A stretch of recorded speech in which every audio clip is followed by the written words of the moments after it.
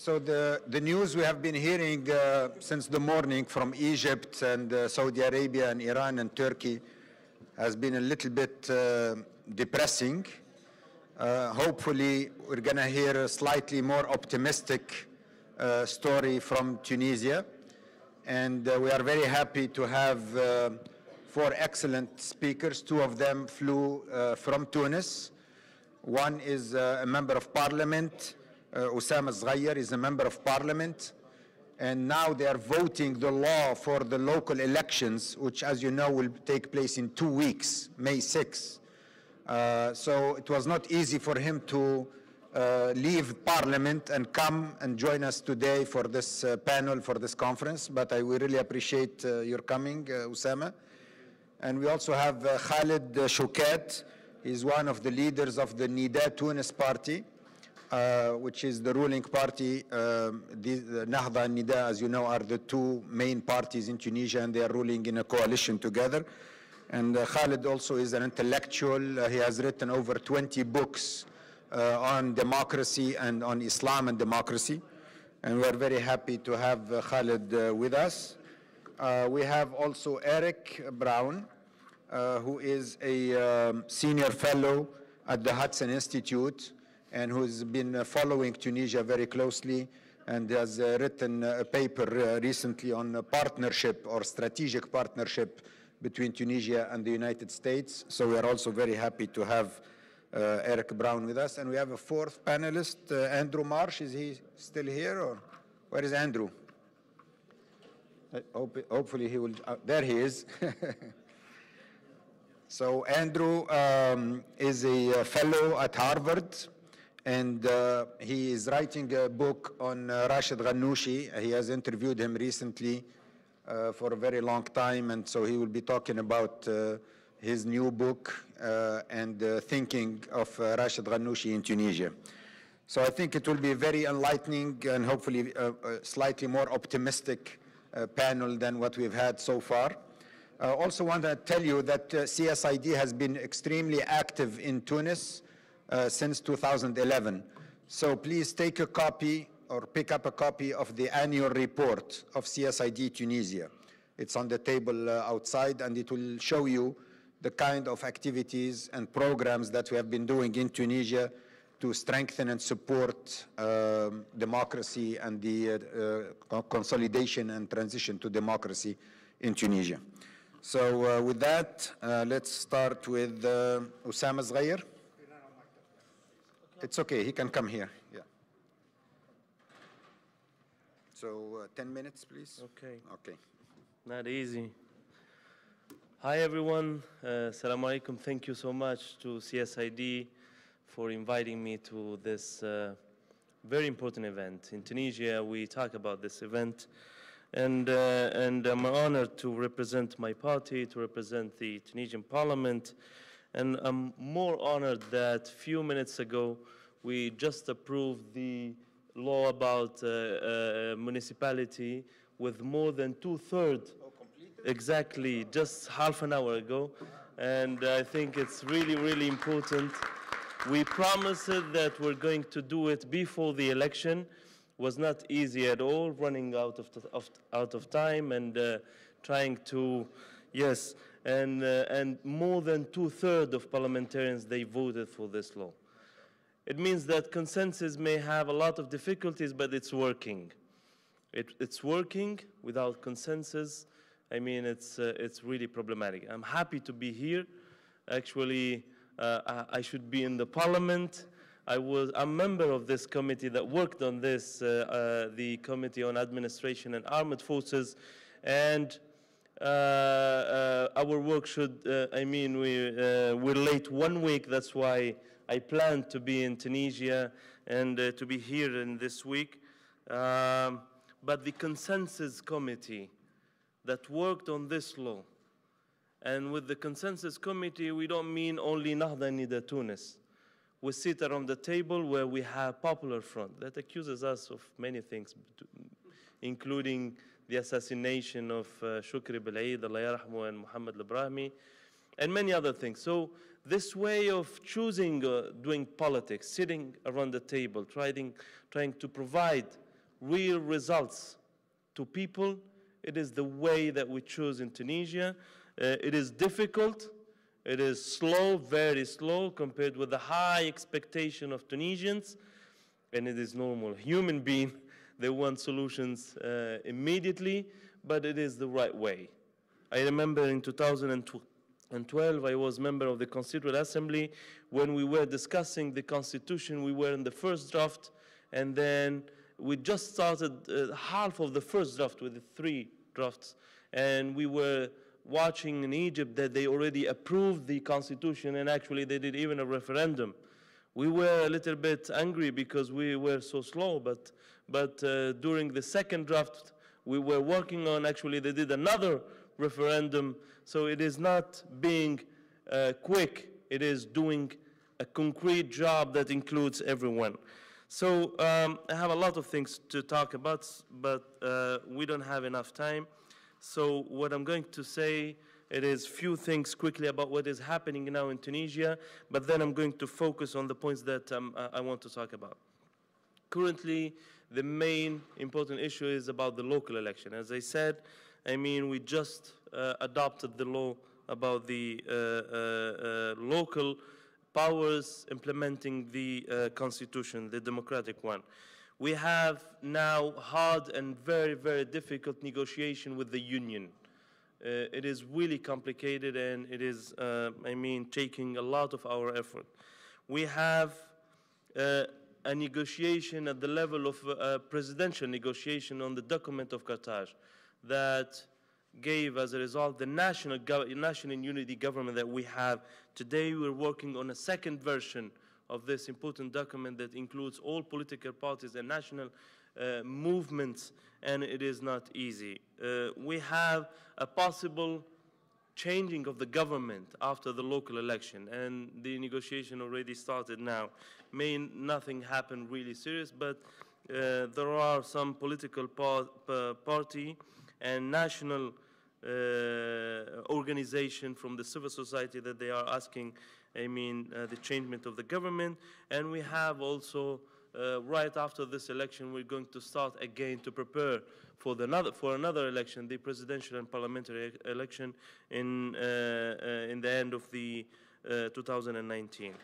I'll start by the good news. So the 5 challenges I think we have in Tunisia: the full implementation of democratic constitution, the security threat, the economic and social challenge, the corruption, and the political challenge in terms of consensus and political party system.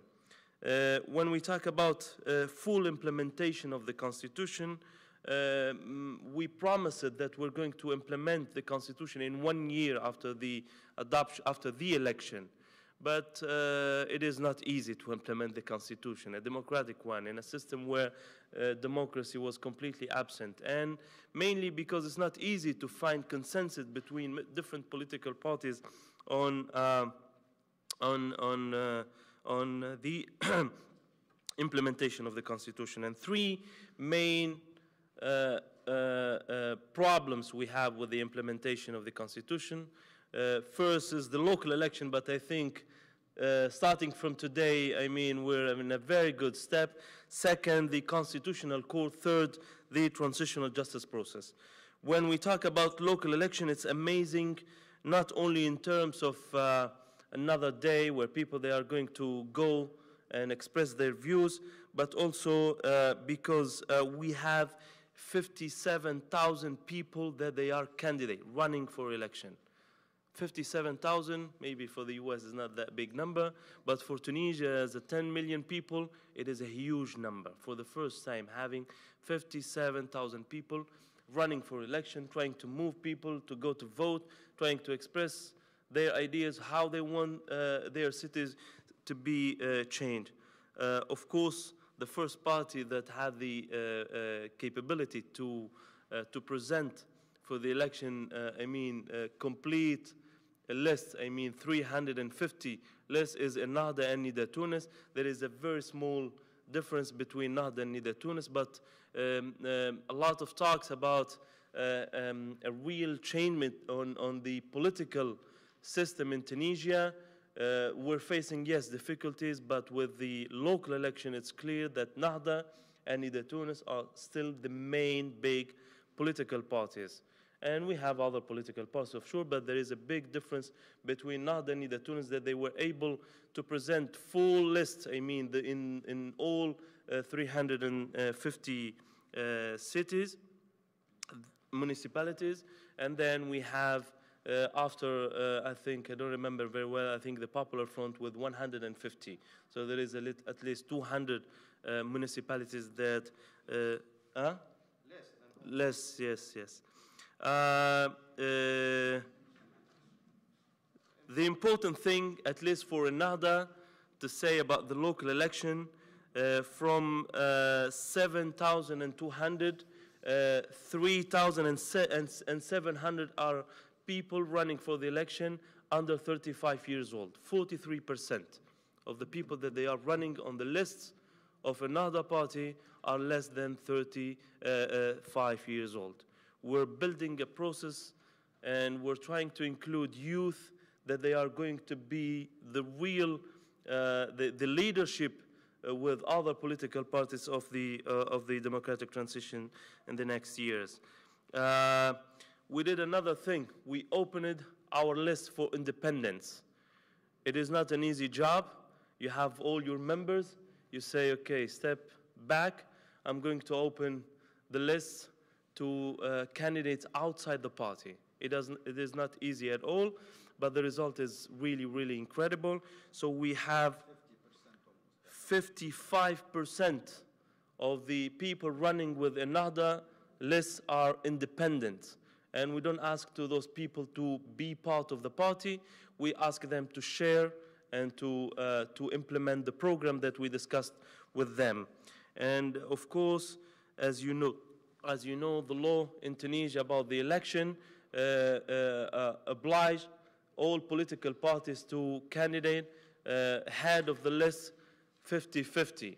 It means not to have in the list 50 women and 50 men, but in the head of the list. So we have 175 lists headed by women and 175 led by men. Anyway, just a few numbers. I have many others, but my point is that this local election is really, really important in terms of mobilizing people, giving back a new space for democracy, for participation, and also for distribution of power. Till today, the distribution of power that was in the hand of only one man, of course, was in the Palace of Carthage. What we've done with the constitution is that we had a distribution of power between the president of the republic, which is directly elected, so he had important powers, but he is sharing those powers with the president of the government, and we have an important part, which is the parliament. But all those three, I mean, active democratic institutions in our country, they are all in the capital. The real guarantee for democracy in Tunisia is when we're going to distribute power from the capital to the whole country, and this is the local election.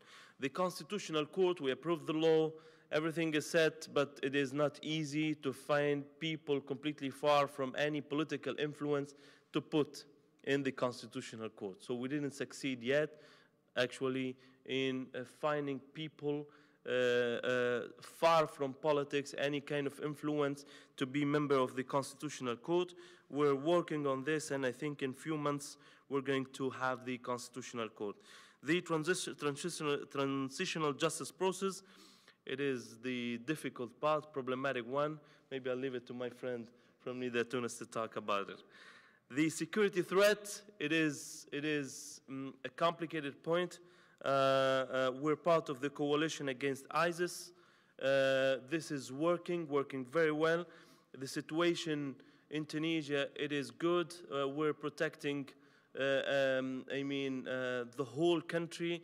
There is no space for terroristic groups in Tunisia. Even the few of them, they escaped in the mountain. They don't have that space anymore. Most of them, they were captured or they escaped to Libya.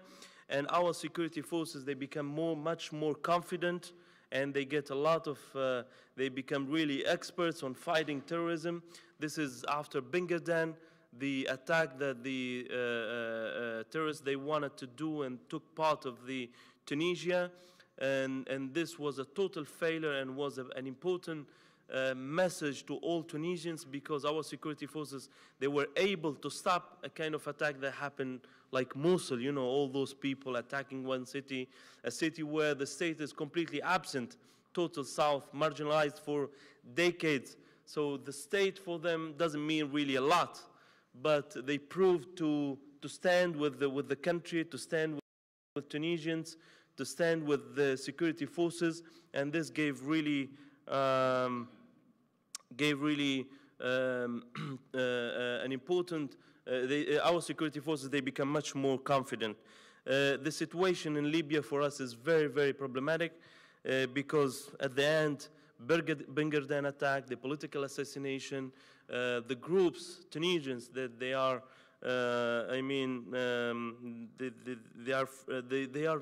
most of them, they are in Libya. The Bingadan attack and the political assassination, they were organized, all of them from Libya. So Libya, till we have a stable country, we're going to have difficult situation in our country. Last point about this security threat, youth and extremism, we have a complete opposite situation compared with the 2011 and 12, this youth that they were 16 years old, 18 years old, thinking about going to liberate, I don't know what, and so on, where the process is totally the opposite. People, they become smarter, they understood that this is completely wrong. I mean, normal youth in the poor regions that they were attracted by fighting in the name of Islam, they found themselves killing other Muslim people and so on. So the situation is still difficult, but I think we're moving in a very good way. The third one, which is the challenge, the economic and social challenge. Here we have the problematic part. In Tunisia, we say the revolution is the revolution of freedom and dignity. With freedom, we mean the democratic system. With dignity, we mean the economic and social progress. The numbers are good. The trajectory of the numbers are good. They're still very low. But GDP, unemployment, tourism, agriculture, they are numbers that they are growing by time. Okay. Reforms, we're doing a lot of reforms. Economic one, I mean the reform of the central bank, the partnership, public-private sector, and so on. But the real challenge is the implementation of those reforms. Stakeholders that they are there since years, I mean thinking about the years before the revolution, they're not so happy of implementing those reforms.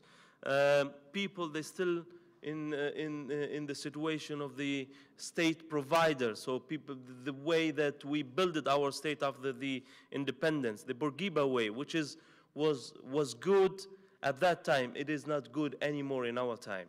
We need to change this, and people, they have to rely not only on the state, but to be proactive. Corruption, the fourth challenge, it is really problematic. We have an incredible not only perception, actually, we see this corruption at different level. We have a campaign led by the president of the government and sustained by most of political parties, and we're doing a lot of reforms in the parliament to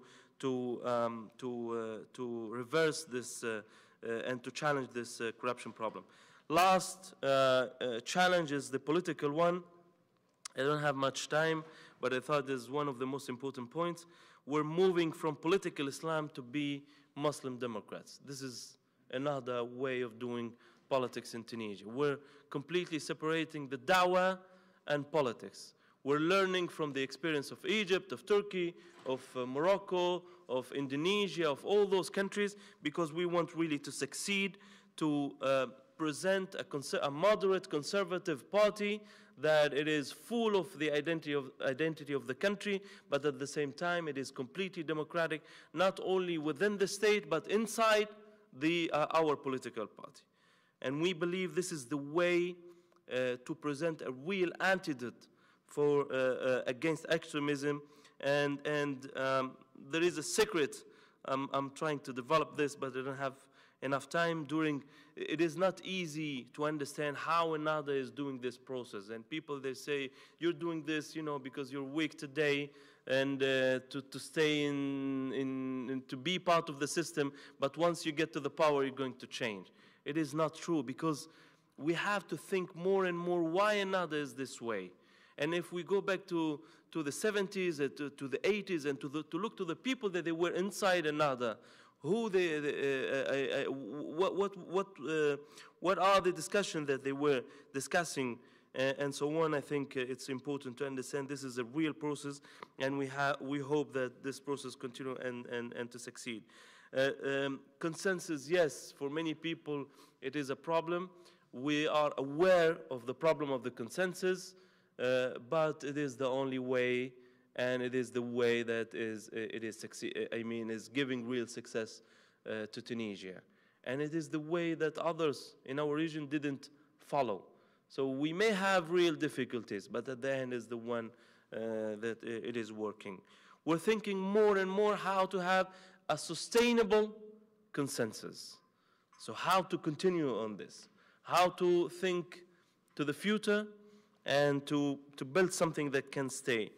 Party system in Tunisia, it's really, really problematic. Here we have real difficulties, and it is normal, We didn't have any political party activity. In one day, 200, in a few months, we have more than 200 political parties. The problem also in that many political parties, they were built thinking in a presidential way. And here I remember during the constitutional work, most of political parties, big and small, they were fighting to have a presidential system, when it's completely the opposite. If you are a small party, you should fight for a parliamentary system. We have this wrong way of doing politics in Tunisia till today. People, they are still thinking about the one place, the one guy that provides and gives everything to everyone.